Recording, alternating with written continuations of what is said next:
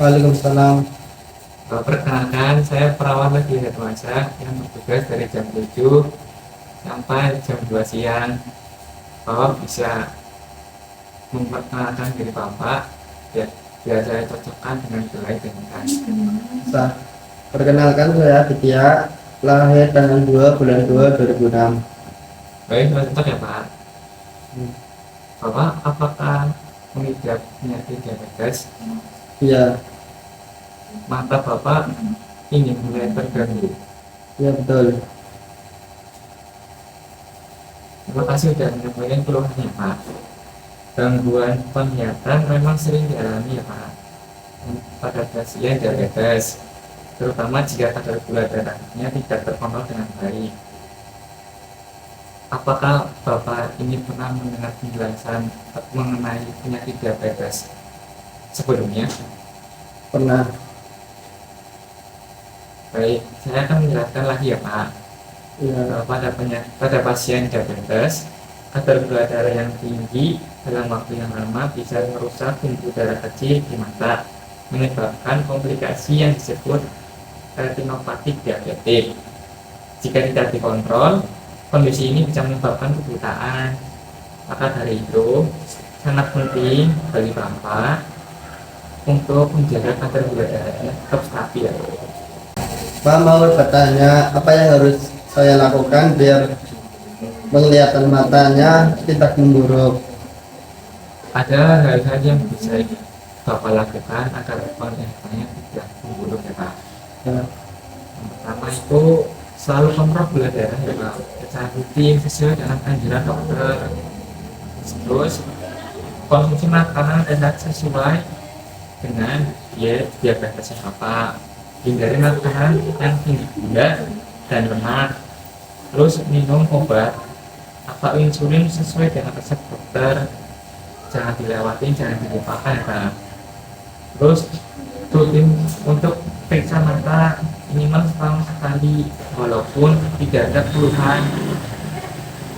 Terus kalau misalkan ada perubahan penglihatan, segera laporkan kepada dokter ya Pak. apakah ada cara lain agar aturan tadi tidak lupa? Tentu ada Pak. Nanti saya akan menulis di lembaran tentang poin-poin tadi yang saya sebutkan. Nanti tolong Bapak bisa disimpan baik-baik ya Pak.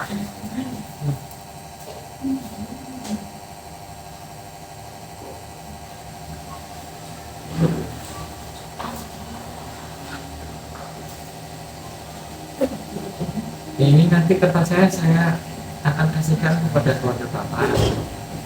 Ya. Bapak, saya permisi dulu ya. Kalau misalkan ada keluhan maupun pertanyaan, Bapak bisa menyuruh keluarga Bapak untuk pergi ke Dinas Tegan atau bisa mencet bel yang ada di belakang Bapak. Saya permisi dulu ya Pak. Hal yang perlu diperhatikan terhadap pasien diabetes. Yang pertama, pemantauan kadar glukosa darah secara rutin. Pemantauan kadar gula darah sangat penting untuk mencegah komplikasi akut seperti hipoglikemia dan hiperglikemia maupun kronik seperti kerusakan ginjal, retinopati dan neuropati. Pasien disarankan melakukan self monitoring of blood glucose (BMBG) untuk mengetahui kadar gula darah sewaktu-waktu, terutama bagi yang menggunakan insulin atau terapi intensif lainnya. Target glukosa darah puasa umumnya antara 72 sampai 125 dan 2 jam setelah makan antara 90 sampai 180. Pemeriksaan HbA1c juga dianjurkan dengan target kurang dari 7% untuk menekan risiko komplikasi mikrovaskuler dan makrovaskuler. Yang kedua, kepatuhan terhadap terapi. Kepatuhan pasien dalam menjalani terapi baik farmakologi, obat-obatan maupun farmakologi, diet, olahraga, edukasi sangat menentukan keberhasilan pengelolaan diabetes. Ketidakpatuhan dapat meningkatkan risiko komplikasi dan memperburuk kondisi penyakit. Yang ketiga, pengaturan pola makan. Diet atau pola makan seimbang merupakan salah satu pilar utama penata laksanaan diabetes. Pasien harus memperhatikan asupan karbohidrat, lemak, protein, serta konsumsi sayur dan buah-buahan.